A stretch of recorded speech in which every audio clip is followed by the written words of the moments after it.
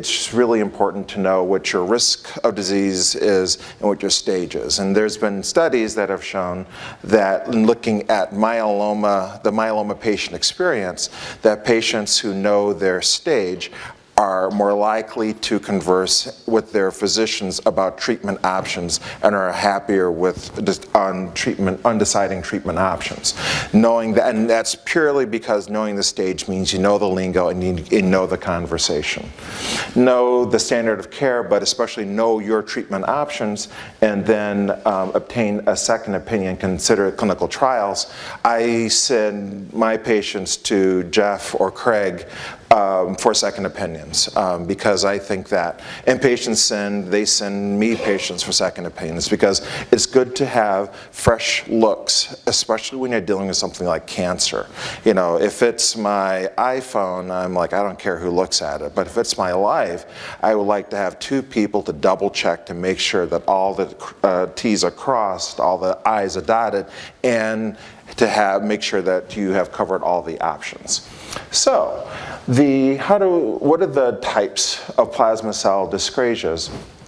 Well, MGUS is the benign process that lots and lots of people have, and this is defined by having a low protein made by the plasma cells, very few plasma cells in the bone marrow, and no symptoms. And again, in patients and people over the age of 80, it's about 10% of the population has MGUS. So it's a very, very common thing, and has a very low risk of progression to other diseases. Then there's smoldering myeloma, which smoldering myeloma means that there are more plasma cells and they're behaving a little bit more aggressively. They're producing more protein. There's more plasma cells inside the bone marrow. But again, there are no myeloma. There's no symptoms of the disease at that time. And that is rare, but it does have a higher risk of progression, about 10% per year, to turn into active myeloma. And then there's multiple myeloma. And multiple myeloma is when you have 10%, more than 10% plasma cells in your bone marrow, and you have one of the CRAB criteria. And the CRAB, anyone heard of CRAB? Okay, because that's really important to know, because we talk a lot about CRAB being, the C being high calcium, the R being renal insufficiency or kidney problems, the A being anemia or low red blood count, and B being the bone disease. And so how many people are newly diagnosed here? Newly diagnosed? Can you? Wow, nobody's newly diagnosed. Within a year. Okay, excellent. So again, CRAB, can you hear me better like this? CRAB is the symptoms of it, but then recently, in the past couple of years, we now also include patients that are asymptomatic in multiple myeloma that we treat. If someone has a bone marrow biopsy where the plasma cells are greater than 60%, that is so many plasma cells that it is inevitable that they're going to develop symptoms of it, and so we treat those patients when they have lots and lots of plasma cells inside the bone marrow. If they're a free light chain ratio that we'll talk about in a second, if the free light chains are really, really high, then those are people that we worry about, again, it is 90% chance that they're going to have a broken bone or renal insufficiency, so we treat those patients ahead of time. And if on a very sensitive scan like an MRI, if they have two lesions on a very sensitive scan like an MRI, again, those patients have a very high chance of developing more symptoms from myeloma, so we treat those patients. And we now call these asymptomatic patients myeloma, and we tend to treat those patients. So that's MGUS, smoldering myeloma, and the one that we treat, multiple myeloma. So what tests do we use in order to both diagnose the disease and follow the disease? Well, I think you know about the CBC, the red blood count, white blood count, the comprehensive panel, which measures the calcium, measures the electrolytes, measures the kidney function especially, and that is sort of the serologic or electrolytes. The beta-microglobulin we're going to talk about, because that's an important test that helps us to determine stage. So we're going to talk about that in a bit. The SPEP, of course, it's in yellow because it's a super important test, and that's how we follow the disease. And we'll talk about how how plasma cells make the M protein that we detect. So the SPEP's really important test. The immunofixation helps identify the types of proteins. We'll talk about that. We'll talk about the free light chains. The UPEP, the urine test, we'll talk about also. And my favorite, the 24-hour urine analysis. And we'll talk about that because that is a crowd favorite. So here are the different types of antibodies. There's, in normal life, in everyday life, we have an IgG antibody, an IgA antibody, and IgM. And they all help. They are the missiles, the smart missiles that seek out infection and help defend our bodies against bacteria and viruses. And when these are made by malignant plasma cells, usually that is just the IgA or the IgG. That is very rare to have an IgM multiple myeloma. And with the IgA and the IgG, there are these light chains. So sometimes, usually the light chains are attached to the antibody, but sometimes when the plasma cells are mutated, when they're broken, when they don't put together the antibody well, the light chains can slip off and become free light chains. And so that happens in malignancy or in multiple myeloma. So does anyone know how the SPEP works? Raise your hand if you know how an SPEP works. Whoa, one person. Awesome. Oh, and yeah, the old doctors, they don't count. So it's important to know. I mean, you know how CAT scans are done. So or how prostate exams are done. I shouldn't have said that out loud. So you should know how we measure myeloma. So this is a gel. This is a big Jello, a brick of gel. And what we do is we get your blood, we take the blood cells out, we just get the plasma, and we put it in the gel. And we put it in the gel next to the negative electrode. And then we turn on the electricity. And what happens is that the negatively charged proteins in your plasma run through the gel away from the negative charge towards the positive charge. And that is, remember, third grade with the electrodes and stuff? And what happens is that when the protein goes through that jello towards the positive electrode, it segregates out by weight. That the heaviest proteins can't get through the gel very well, and the lightest proteins go all the way to the end. And that's how we pherese or electropherese away the different types of antibodies based on weight. So the antibodies are caught in the gamma zone, and the heaviest antibodies are the IgMs, the one that we really don't see in myeloma. They're so heavy they can't go very far in the gel. The IgAs are in the middle, and the IgGs are kind of at the end of the gamma zone. And when you can graph that out, it looks kind of like this, where all the antibodies normally are kind of trapped into the gamma zone, and the other proteins in the body and albumin kind of go to the very end. So that's what a normal serum protein electrophoresis looks like. It's a test to break up the proteins in the serum based on weight. So what if you have a bunch of plasma cells making identical weight antibodies? So plasma cells in myeloma are clonal. They're identical to each other. They produce identical weight protein or antibodies. And all those antibodies, when you turn on the electricity, they get stuck at the same spot because they all weigh the same. So when you turn electricity, the antibody made by the plasma cells, the malignant plasma cells, get stuck right at the same spot. And they can't go any further, they can't go backwards. And then you can measure that, and that basically gives you an idea of how many plasma cells there are in the body based on the height of the protein and how much protein is stuck in that one spot. And that's the M protein or monoclonal protein or the peak or spike, M spike, that is called. And so the number of plasma cells equals roughly the protein level. Does that make sense, I hope? And then when you treat somebody with myeloma and you reduce the number of plasma cells, the protein should go down correspondingly. So if someone starts out with a protein of 4, if this is 4, we hope to use the treatment to get that down to 0.1. and then there are very few plasma cells left. So that's how you know what protein level you start out with and what protein level you end with when you go through therapy. The one trick is that the plasma cells have some tricks up their sleeve. They don't, again, follow the rules because they're mutants, and so sometimes they'll only produce those light chains that I talked about, only bits and pieces of antibodies. And the trick is that when you run the electricity through the gel, those light chains are so light that they slip all the way through the gel and they run right off the gel. And so you can't see it on the protein electrophoresis. So we needed to find another way in order to find those light chain proteins that about 15% of myeloma patients will only produce. And we use this. Does that look familiar? Yeah. That's not apple juice. It doesn't even smell like apple juice.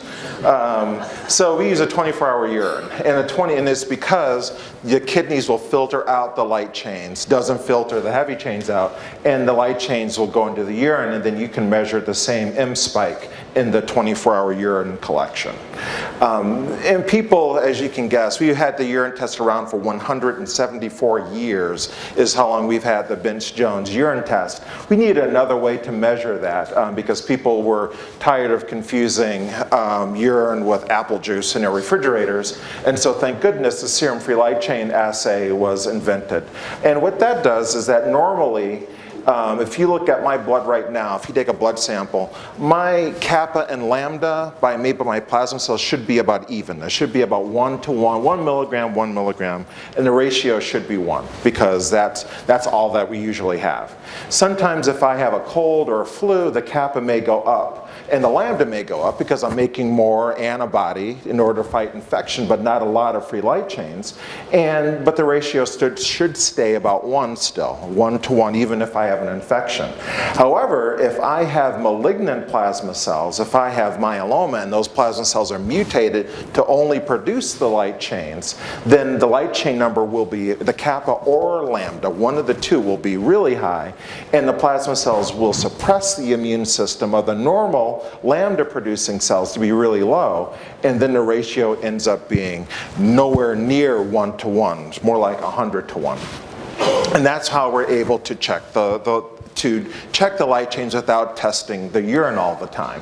We still do the urine test occasionally, but I think we're really moving more, because there are a couple tricks to the light chain assay, especially when people have kidney problems. The light chain assay can be a little bit more difficult to interpret. But just like with the SPEP and the monoclonal and the M protein, that when you actually treat somebody, when you give someone treatment, the kappa light chain should go down as the treatment is working, and the normal protein should come up. The normal light chain should go up. And the ratio, you hope, will be restored to 1 to 1. The immune system's working normally. Does that make sense of how the light chain assay works? 80% of patients with myeloma will have an IgG kappa, or they'll only produce one antibody. That only produces one, and that'll be IgG kappa, IgG lambda, or IgA, something. But 15% of patients will produce only light chains. And so those patients will need to have a urine test or this free serum light chain assay in order to measure their disease. And then there's 2 to 3% of patients that won't produce anything at all. That will be asecretory, that are non-secretory, where the plasma cells are so mutated that they can't even remember how to make the antibody. And with those patients, you usually have to follow them with PET scans or bone marrow biopsies. And so that is how we measure the disease. And it's important, again, for you to know, exactly ask your doctor, how are you measuring my myeloma? How do you know if a treatment is working, or if it's not working, or if things are getting better or getting worse? You need to know what your protein is, how high it is when you start it, and how low it got when you were on therapy. We still use x-rays. X-rays we've been using for 117 years with multiple myeloma, and this is an x-ray of a patient that has has lytic lesions or some softening of the bone in different areas. Again, we've been using that test for 117 years. Now we use PET scans, and PET scans and MRIs about 85% more sensitive. So some people say, well, why am I going to do an X-ray? Well, if an X-ray, which is relatively cheap, relatively fast, if that shows something, it's really, really there. If the X-ray doesn't seem to show enough, doesn't make sense, then we'll do a PET scan or MRI. And we're getting, and the insurance companies are being much more liberal at allowing us to do those tests without much of a fight. But the diagnosis is still confirmed as it has been for 117 years with a bone marrow biopsy, again having greater than 10% of the plasma cells inside the bone marrow. Were there donuts here? I totally missed the donuts. That's Darth Vader up there, because Jenny gave me a Darth Vader tie. Thank you. And I have my Darth Vader cufflinks. And I have Darth Vader socks, if anybody wants to see. After the meeting, I shouldn't have said that either. Too much coffee. So, the beta-2 microglobulin. How many people have heard of the beta-2? Okay, excellent. So we have some opportunity to educate. So the beta-2 microglobulin is like a little hair off of cells. Now, one thing is that the M protein for each individual can give an idea of how high the protein is or how much myeloma there is. What you really need is, in addition to the M protein, because people can be light chains, people can be asecretory, you need kind of a reliable method for everyone to establish how many cells there are. And one reliable method to do that is the beta-2 microglobulin. They're like little hairs that sit on the plasma cell, both normal and abnormal ones. And the myeloma cell will produce the M protein, but the number of beta-2 microglobulin is pretty constant. And also the beta-2 microglobulins are shed from the plasma cell and metabolized by the kidney. And one thing that we know is that the more plasma cells you have, the higher the beta-2 microglobulin. The worse your kidney function, the higher the beta-2 microglobulin. So of all the tests, we did a bunch of tests to see which one best correlates with prognosis. And the beta-2 microglobulin ended up being the winner because it both tells you how the kidney function is doing in the patient and the number of plasma cells, independent of the M protein. We don't use the beta-2 to check for response. We just use it to check at the time of diagnosis. And so the thing that we end up doing in 2005 is that we abandoned the Salmon-Dury staging method, which was very clinical, what your blood count was, how many bone lesions you had. We went to a simpler and more sophisticated method by looking at the biology of the myeloma cells. How much beta-2 microglobulin do they produce? If they didn't produce very much, then there must not be a lot of plasma cells, and that was stage 1. If either the kidney function was bad or there were lots and lots of plasma cells present, the beta-2 microglobulin would be high, and that would be stage 3. And then everything in between, if you couldn't figure it out in 5 seconds, then you were stage 2. And it made the staging system very easy. However, it did, from 2005, there have been a ton of changes in myeloma, which then required us to upgrade it. And I'll tell you about that in a second. The other thing that we started doing is that years ago, we used to look at chromosomes. When we do the bone marrow biopsy, we tried to look at the chromosomes inside the myeloma cells because we knew the myeloma cells were mutated, but most times the plasma cells wouldn't grow to give us chromosomes and to give us a look at the chromosomes in culture. So now what we do is we use the FISH testing, and that is really important. That is one of the most important and potent prognostic methods that we have to tell whose myeloma is going to do what. And so the cytogenetics don't work so well, but the FISH is awesome. And we'll talk a little about, and the step beyond that is to look at the actual genes, and that's the gene expression profiling. So I'm going to talk about FISH. Not about fishing, but about FISH.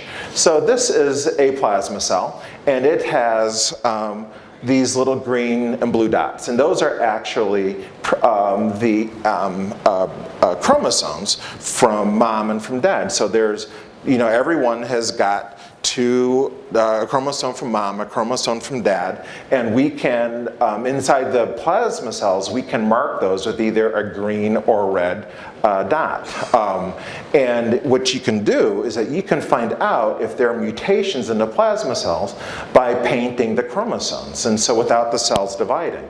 So down here, you can see that there are 2 red chromosomes, one there, one there. But right here, and there are 2 green chromosomes, one's right here, and then there's 2 stuck together.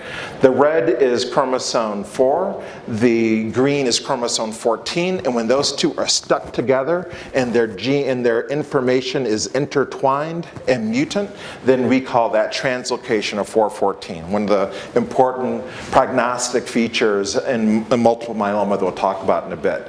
Here's another where the chromosome 16 is red in this case, chromosome 14 is green, and here you can see that the 2 are bound together. Chromosome translocation of 14, 16, and those 2 chromosomes are intertwined. I'll talk about how that messes things up inside the plasma cell. Lots of patients will have triplet chromosomes, so instead of having one from mom and one from dad, you get an extra chromosome. When the cells are dividing, they don't divide up the chromosomes equally, and the mutant one gets too many chromosomes and continues to live that way with too many chromosomes, making the cells mutated.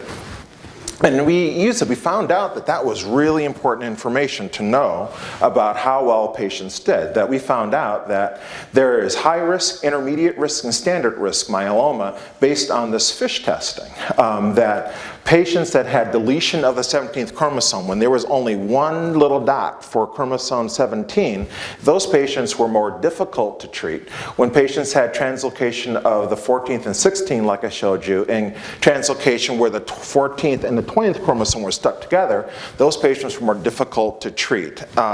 Even though it isn't very common, only 20%, it was still difficult to treat. Kind of the intermediate patients were the ones that had the 414 translocation. We'll talk about that.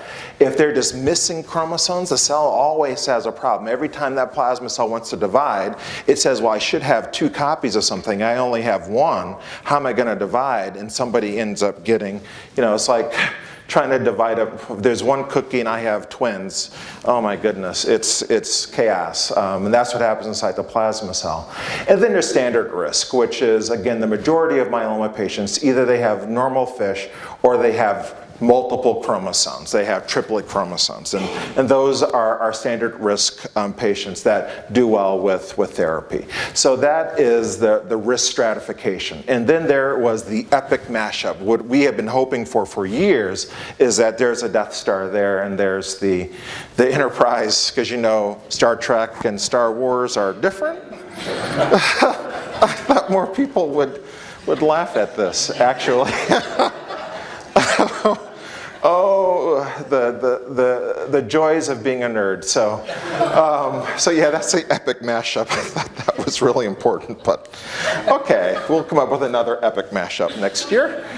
So here's the epic mashup, where we got the staging system I talked about. We're using the beta-2 microglobulin, and we talked about the cytogenetic risk, the FISH cytogenetics. And knowing that both of these were important in myeloma, we then put a staging system that put them all together. So we had one thing to look at, and we looked at patients that had modern therapy in order to determine stage. And one extra thing that we had put in is using the LDH. The LDH gives an idea of the kinetics of the plasma cell. The faster the cells divide, the higher the LDH. So now we know if there are lots of cells, it can go stage 1, 2, and 3.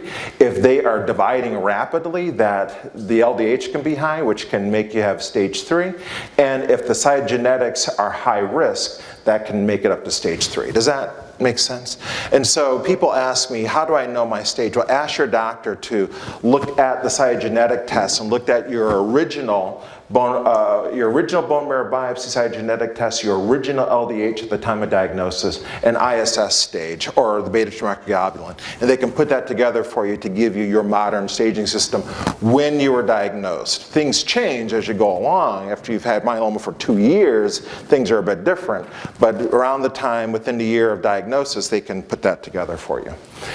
People ask me, well, what's, that 20%, what makes high risk high risk? And again, it kind of goes with the staging system. When people have, high risk myeloma is when you have a lot of disease. When you have a lot of disease, that's more difficult to treat, as you can imagine. And that, and the beta 2 microglobulin gives us an idea of that, those little hairs on the cell. The tumor biology, if the myeloma cells are outside the bone marrow or the bone, plasma cells really like to live inside the bone and bone marrow. That's why they don't float around the blood, because they can't survive outside the normal environment. However, if they've been mutated enough, they may live outside the bone or bone marrow and float around the blood like plasma cell leukemia. Or if the LDH is high, that's an aggressive tumor biology. We talked about the cytogenetics via FISH, deletion 17, and sometimes 1q amplification. And then there's the epic mashup of using the beta 2 microglobulin and the FISH cytogenetics to bring everything together at one time, which is the current staging system, revised ISS staging system. We're still working on gene microarray.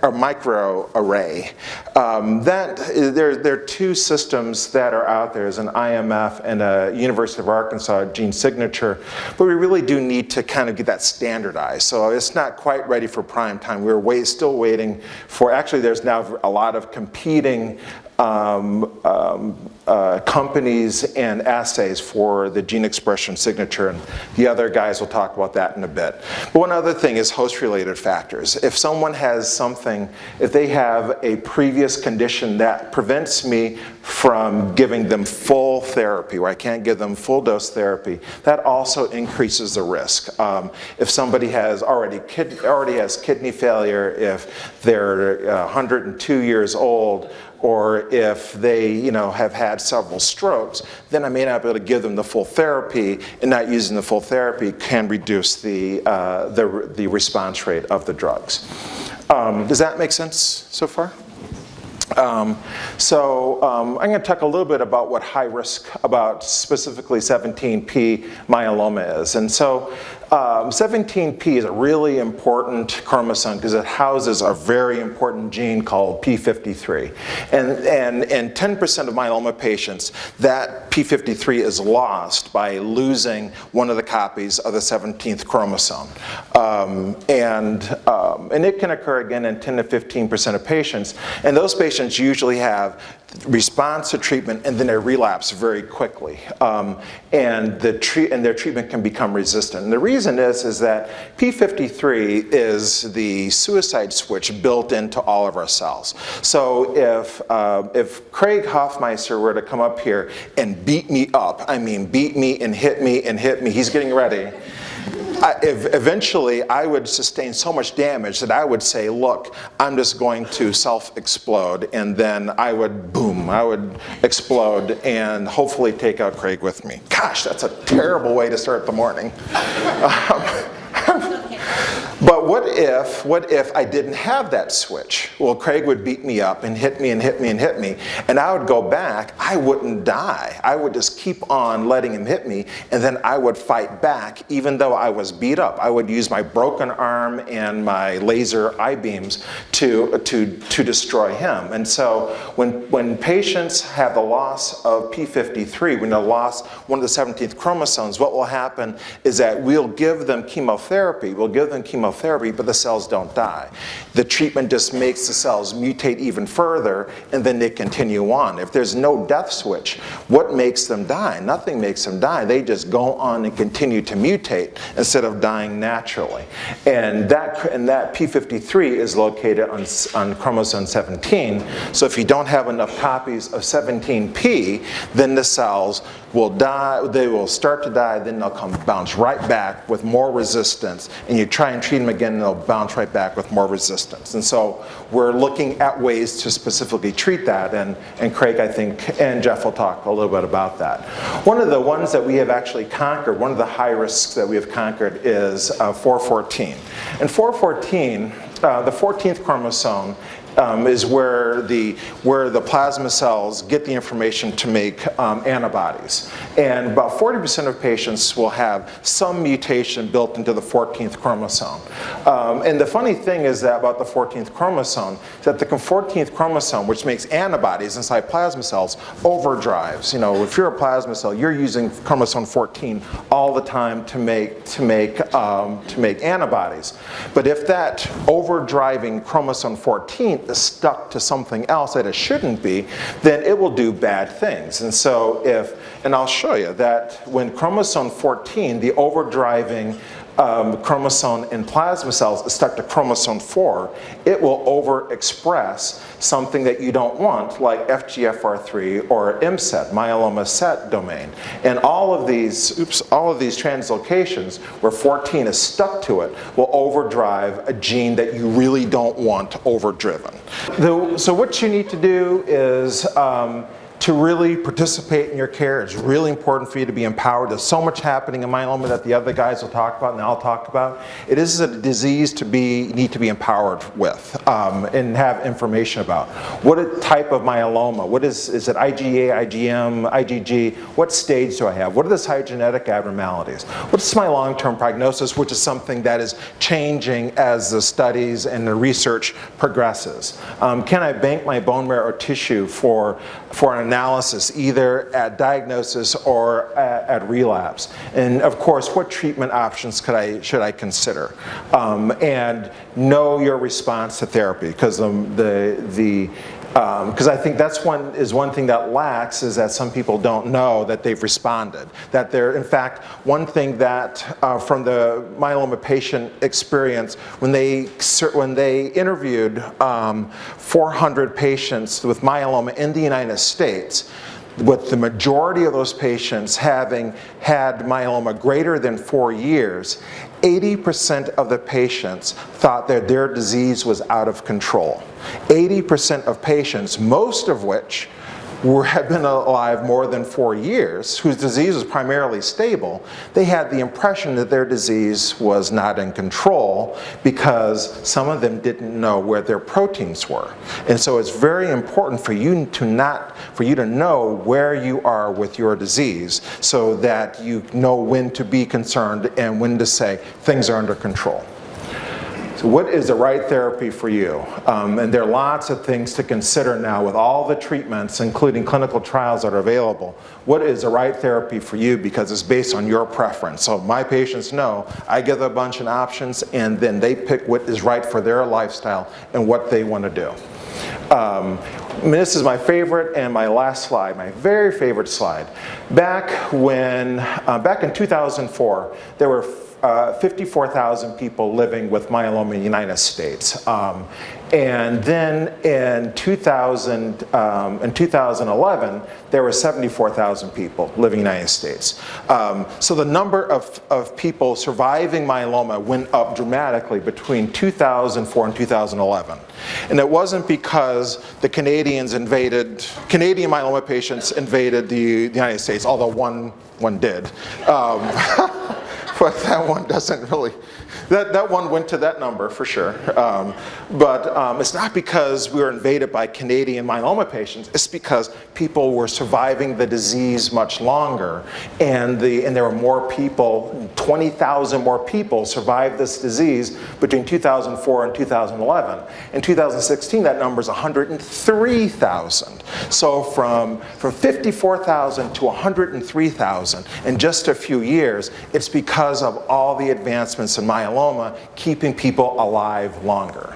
And again, myeloma is not curable yet, but it is definitely controllable, and we're working on the cure. Thank you.